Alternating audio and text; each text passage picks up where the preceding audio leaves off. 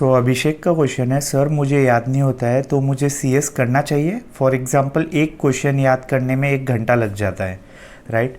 मेरी थोड़ी सी तबीयत ख़राब है तो इसीलिए मेरे फेस एंड वॉइस को इग्नोर करना, ओके। तो आते हैं अभिषेक के क्वेश्चन पे कि क्या उन्हें सीएस करना चाहिए या नहीं, बट उनकी जो मेन प्रॉब्लम है उन्हें लाइक थ्योरी रट्टा मारने में प्रॉब्लम होता है, राइट। ओके अभिषेक, देखिए अगर आप 12th पास आउट हो, देन अगर आपका कोई गोल नहीं है, लाइक कोई कॉम्पिटिटिव एग्ज़ाम नहीं करना है, बिकॉज जो भी आप कॉम्पिटिटिव एग्ज़ाम के लिए एलिजिबल रहोगे वो ग्रेजुएशन के बाद रहोगे, राइट। तो 12th के बाद आपको बीकॉम करना पड़ेगा, तो आपके पास 3 साल है। अब उन 3 सालों में अगर आपको कोई प्रिपरेशन नहीं करनी है, राइट, आपका कोई ऑलरेडी एक प्री कंसीव गोल नहीं है, तो आप CA, CS, CWA in exam की तैयारी कर सकते हो, क्योंकि इन एग्ज़ाम्स के लिए आप 12th के बाद ही एलिजिबल हो जाओगे, राइट। बट बैंकिंग की, आईबीपीएस की, पीओ की, राइट, इंश्योरेंस की, इन एग्जामिनेशन के लिए आपको ग्रेजुएशन लगेगा। तो आपके पास 3 साल का अच्छा खासा टाइम है। अगर आपके पास ऑलरेडी कोई एक गोल नहीं है तो आप इन सीए, सीएस या सीडब्ल्यूए, सीएस कोई भी कोर्स, इन तीनों में से कोई भी कोर्स कर सकते हो, right. And the thing is, आप बोल रहे हो मेरे को एक क्वेश्चन को याद करने में 1 घंटा लग जाता है, तो इट्स ओके। मतलब मैं बोलूँगा धीरे धीरे, मेरे बहुत सारे ऐसे फ्रेंड्स थे, बहुत सारे नहीं, मेरा एक फ्रेंड था, उसे भी याद करने में थोड़ा प्रॉब्लम होता था, बट धीरे धीरे जब जैसे जैसे वो पढ़ता गया। एंड सीएस ऐसा कुछ नहीं है कि आपको लगता है सीएस दूर से कि इसमें थ्योरी बहुत है, रट्टा ज़्यादा मारना पड़ता होगा, बट ये कंसेप्चुअल वाला कोर्स है। अगर आपको कंसेप्ट पता है और आपको वो कंसेप्ट को आपके 5 लाइन्स में लिखते आता है, कोई भी कंसेप्ट को अगर आप आपके मन की लैंग्वेज से 5 लाइन में लिख दोगे तो इनफ है इस कोर्स के लिए। इसमें इतना कोई ज़्यादा रट्टा मारने जैसा नहीं है। अगर आपके पास अच्छा टीचर है, वो आपको कंसेप्चुअल क्लैरिटी देता है, एंड आप कोई भी कंसेप्ट को आपके मन से सिर्फ 5 लाइन में लिखते आएंगे, बस ये कोर्स उतना ही डिमांड करता है। आई नो दूर से दिखने में लगता है कि इतना सारा थ्योरी है वगैरह, बट कंसेप्चुअल क्लैरिटी इस कोर्स में मैटर करती है। तो अगर आपके पास ऑलरेडी कोई एक गोल नहीं है और आप खाली बैठे हो, 12th से बीकॉम करोगे, बीकॉम में इतना पढ़ना नहीं पड़ता है, तो आप सीए, सीएस, सीडब्ल्यू इन तीनों में से अगर सीएस आपको पसंद है तो इनको एक ट्राई दे सकते हो। बट अगर आपके पास ऑलरेडी एक गोल है, जो कि एक पर्पस है, कुछ है, तो मैं बोलूँगा कि सी ए, सी एस, सी डब्ल्यू से अच्छा आप उस गोल पे फोकस करो। बट अगर कुछ करने के लिए नहीं है, then you can go with this course. और ये कोई एक्सक्यूज़ नहीं होता कि मुझे याद, राइट। धीरे धीरे देखोगे, कंसेप्चुअल क्लैरिटी लगती है सी ए, सी एस या सी डब्ल्यू, आप कुछ भी क्लियर करोगे, कंसेप्ट क्लियर है और आपको बस उसे लिखते आता है 5 लाइन में। मैं ऐसा नहीं बोल रहा हूँ कि आपको ज़्यादा, मैं तो एक 3, 4, 4 पॉइंट लिखता था 5 मार्क के क्वेश्चन के लिए, और आउट ऑफ मार्क्स मिल जाते हैं क्योंकि कंसेप्ट क्लियर है, ओके। नेक्स्ट क्वेश्चन लेते हैं रीना का। रीना परवीन का क्वेश्चन है, भैया मैंने इस जुलाई में सीसेट क्लियर किया है, तो क्या जून 25 में दोनों ग्रुप कर पाओगी क्या? राइट, आप आराम से कर लोगी रीना, मतलब कोई इसमें प्रॉब्लम की बात नहीं है। मैंने एक वीडियो बनाया है, आप वो चेकआउट कर सकती हो, बट मैं क्विक टिप्स दे देता हूँ सारी। आपके पास करीब 10-12 महीने है, राइट, 1 साल है ऐसा पकड़ लो, बट 1 महीने तो निकल गए। तो आप क्लासेस पूरी अटेंड करना, राइट। क्लासेस एक भी दिन मिस मत करना। अगर आप ऑफलाइन लेक्चर्स ले रहे हो तो मिस मत करना, ऑनलाइन ले रहे हो तो भी मिस मत करना। ऑनलाइन में आपको बहुत डेडिकेशन से सारे लेक्चर्स देखने पड़ेंगे, राइट। एंड क्लासेस जैसे ख़त्म होती है तो 1-2 घंटा घर पे आके रिवाइज़ करना, जो भी क्लासेस में पढ़ा है उसको रिवाइज़ करना।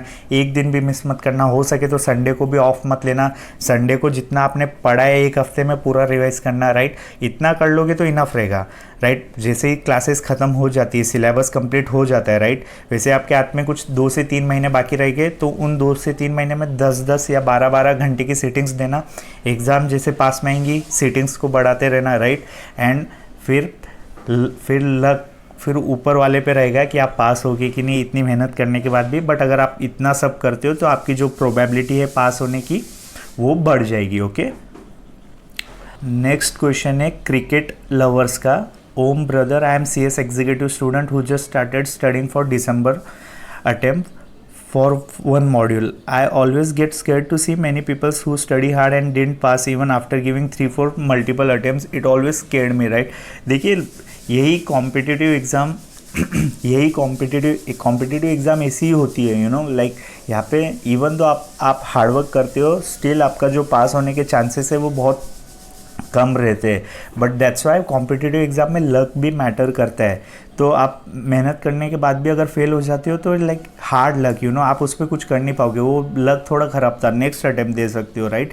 अगर आपने मेहनत की है तो वो वेस्ट नहीं जाएगी। हो सकता है फर्स्ट अटेम्प्ट सेकेंड अटेम्प्ट एक दो अटेम्प्ट में रिजल्ट ना मिले, बट अगर आप कंसिस्टेंसी से टाइम पीरियड को थोड़ा सा बढ़ा दोगे और कंसिस्टेंट रहोगे तो डेफिनेटली आपको रिजल्ट मिलेगा। ओके, बिजनेस का क्वेश्चन है, बिजनेस आईडी का, कि भाई आपने एक वीडियो में बोला था आपको भी अटेम्प्ट लगे हैं, सो आपको क्या लगता है उस टाइम आपने क्या गलती करी या आपके साथ क्या हो रहा था कि आपको अटेम्प्ट लगे, राइट। हाँ, मैं इस पे एक फुल फ्लेज वीडियो लाने वाला हूँ, बस मैं एक सही टाइम का वेट कर रहा हूँ। ओके, तो जैसे ही मैं वो टाइम आ जाएगा, मैं अपनी पूरी जर्नी का वीडियो, मेरे को कितने, मैंने ऑलरेडी बोला है मेरे को एग्जीक्यूटिव में मल्टीपल अटेम्प्ट्स लगे, तो उस टाइम पे मैं क्या कर रहा था, क्या गलती, तो सब उस वीडियो में क्लियर हो जाएगा, right. I am just waiting for the perfect time, जैसे ही वो टाइम आएगा I will make a video on it. Okay, feeling zone का क्वेश्चन है, share your opinion on this, if a person fail both the group and his class validity is over then what he should do, because they are so many amendments and all, how to cope up, right. Should he again purchase the lectures. देखिए, I know जैसी classes ख़त्म हो जाती है और आप अगर fail हो जाते हो आपके फर्स्ट अटेम्प्ट में, फिर नेक्स्ट अटेम्प्ट में बहुत सारे अमेंडमेंट्स वगैरह आ जाते हैं। ICSI तो सीधा सिलेबस ही चेंज कर देता है। तो क्या अगर सिलेबस चेंज हो गया तो आई से क्लासेस ले लो, राइट। OMR से MCQ हो गया है, या राइट OMR से थ्योरी से MCQ हो गया है, या MCQ से थ्योरी हो गया, तो क्लासेस लेनी पड़ेगी, राइट। नॉर्मल अमेंडमेंट्स आए, मतलब सिलेबस चेंज नहीं हुआ है पूरा का पूरा, सिर्फ नॉर्मल अमेंडमेंट्स है, तो मैं बोलूँगा क्लासेस मत लो। यूट्यूब पे बहुत सारे अमेंडमेंट लेक्चर फ्री में अवेलेबल है, वो चेकआउट कर सकते हो। बस हार्डवर्क बढ़ा दो। आप फेल हुए हो तो अमेंडमेंट वगैरह से डरो मत। अमेंडमेंट सिर्फ आपको एक मॉन्स्टर है जो कि एक्चुअल में उतना पावरफुल है नहीं, बट वो दिखने में बहुत पावरफुल लगता है। बट अमेंडमेंट नाम का वो क्या है, मतलब वो मॉन्स्टर ऐसा है कि एग्जाम में 100 मार्क्स में से सिर्फ 5 मार्क का अमेंडमेंट आएगा, मैक्सिमम 5 से 10 मार्क्स उसके ऊपर, बट वो 90 मार्क्स का तो हमारे हाथ में है। तो वो इतना बड़ा मॉन्स्टर है नहीं जितना बड़ा अमेंडमेंट्स को हम समझ लेते हैं, राइट। मेरे टाइम पे तो सिलेबस ही चेंज हो गया था। मतलब मेरे टाइम पे क्या हुआ था, एग्जीक्यूटिव में उन्होंने पहले थ्योरी था और उसके बाद से tax, FMSM and account and costing, ये तीनों सब्जेक्ट को थ्योरी से MCQ में कर दिया था। तो डेफिनेटली मेरे को क्लासेस खरीदनी थी वो टाइम पे। बट नॉर्मल अमेंडमेंट के लिए मैं बोलूँगा कि क्लासेस मत खरीदो। नॉर्मल अमेंडमेंट्स आए, यूट्यूब पे चेकआउट कर लो। और अमेंडमेंट इतना बड़ा खतरा नहीं है जितना बड़ा हमें लगता है।